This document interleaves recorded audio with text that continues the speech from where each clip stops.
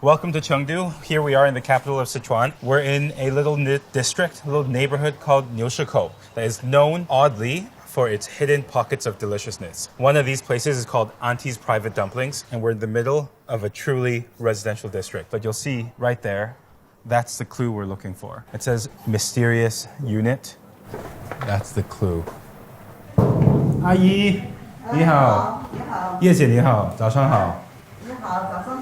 Welcome to Auntie's Private Dumpling. This is Auntie's living room. If you come to the back, this is actually the fridge that she works out of, and the kitchen itself. A home kitchen. 2 stoves, 1 wok, 1 for boiling noodles and dumplings. Those little bowls, so iconic. She has 2 staff, but most of the day today is mom and dad.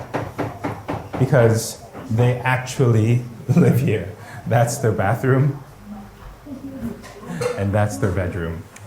It almost feels a little bit intrusive that we're shooting here in somebody's home.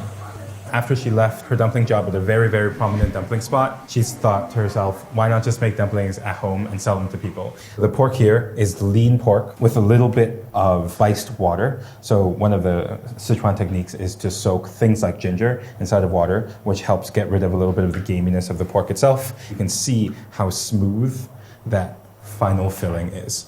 You see that little bit of a opening? You learn how to make dumplings from anywhere else, and they'll say you must keep all of the sides crimped. You must keep the whole thing intact. That's not the case here. The deliciousness of this dumpling is the interaction of the dumpling with the sauce. And you want that sauce to go inside of the dumpling. You want that sauce to soak inside of this relatively soft skin. It's almost less of a crimped dumpling and more of a cooked sandwich, maybe, something like this. So these 2 aunties are making a huge amount of dumplings throughout the day. Auntie Ye, the owner of this shop, has been here for 21 years. Here comes the making of the filling. First step first, smash ginger with the side of the cleaver to get that flavor out. But that's the ginger that's going to get rid of the gaminess inside of that pork. She's rubbing salt directly into the ginger so that the salt draws out that ginger juice, draws out that moisture. That's the juice that's going to lend moisture to the pork. The lean pork goes into the bowl, the combination of cuts in between the loin and the shoulder. A generous amount of table salt into the pork. The key to the deliciousness of the filling here is the manipulation of texture. She's really squeezing that pork. As she's agitating this pork, the meat will slowly get tackier. It'll get, in some ways, a little bit rubbery, but it will become the clean, porky glue that is needed for that filling to keep the wrapper together.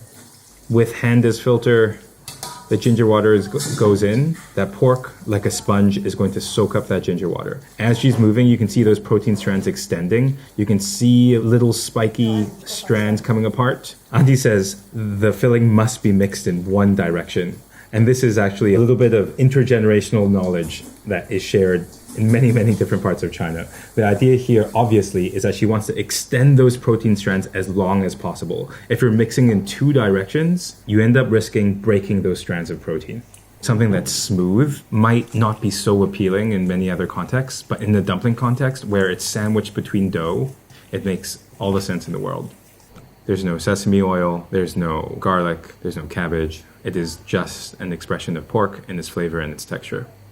Auntie's making me my bowl of dumplings. 10 of them go into the pot. It's at a rolling boil. She's agitating it, constantly keeping it moving for the first couple of seconds to make sure that it doesn't stick to the bottom. That's when the starch granules begin to absorb that water. You have to make sure that it's moving at a rolling boil so that it doesn't stick to the bottom of the pot. Because they're cooking in the same pot of water and the dumpling is not totally filled, some of that pork liquid that leaches out is going to flavor the water. So they're making a very gentle pork broth almost, in which they're going to cook the subsequent dumplings. I know we're just talking about boiling dumplings here, but there is a little bit of technique and there is attention to detail. What she's doing right now, to keep the timing of the cooking of the dumplings correct, she adds a little bit of water at a time.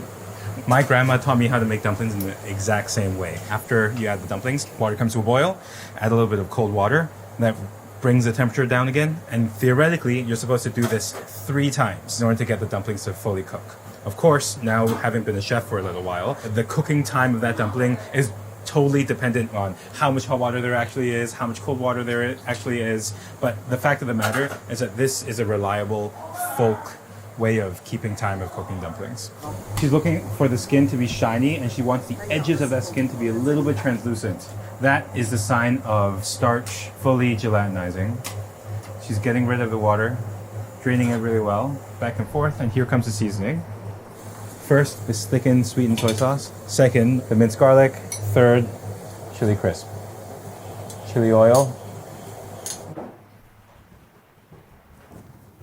谢谢。不用谢，把它拌匀。好。拌匀，碗放远一点，你就把调料蘸在身上了。对对。挺用。Okay.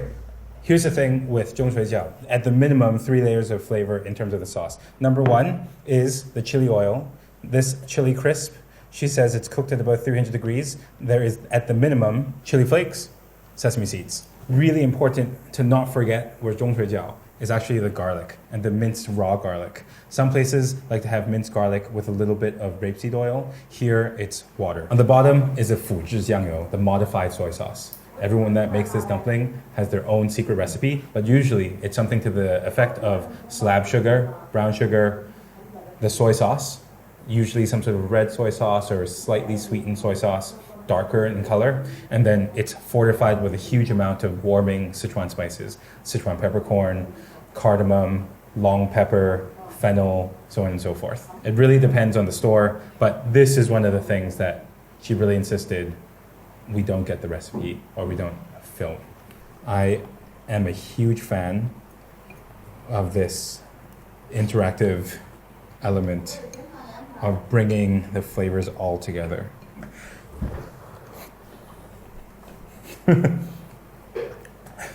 Stupid delicious. So good. Filling is just like a meatball. It holds the whole thing together. A little bit of gentle sweetness. That chili, it's spicy, but it's not deadening. It's not scorching. It's a small pop of brightness. Oil on the outside of the skin makes the whole dumpling so slippery. It goes down so easy. You see, the skin is still a little bit open after it boils, and so that sauce goes inside of the dumpling. It's infectious. This thing is really just so good. And again, just like everything else in Chengdu snack culture, small bowl, 一两, 10块. You can pop these all day long.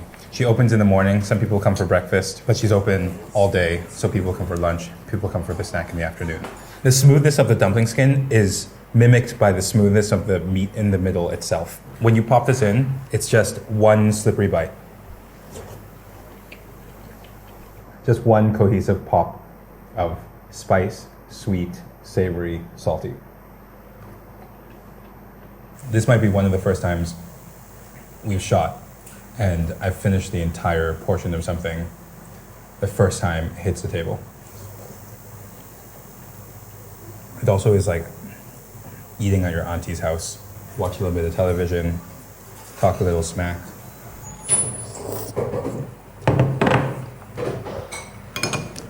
Bueno. That lingering sweetness, that lingering garlic, lingering spice, everything that we ate stays with you till the end. Good stuff. That was delicious 红油水饺, also called 中水饺. This dish was invented maybe 150 years ago by a guy by the last name of Zhong. And chef here is the legacy. She came from that restaurant, that's where she trained, and now she's really made it her own by bringing this delicious dish into her own home. I'm just gonna say bye to chef real quick. 我们先走了，谢谢。好，不用谢，不用谢，随时欢迎你来哦。喜欢吃红油、麻辣的、酸辣的都能来。都可以。好，谢谢。不用谢，不用谢。拜拜。On to the next.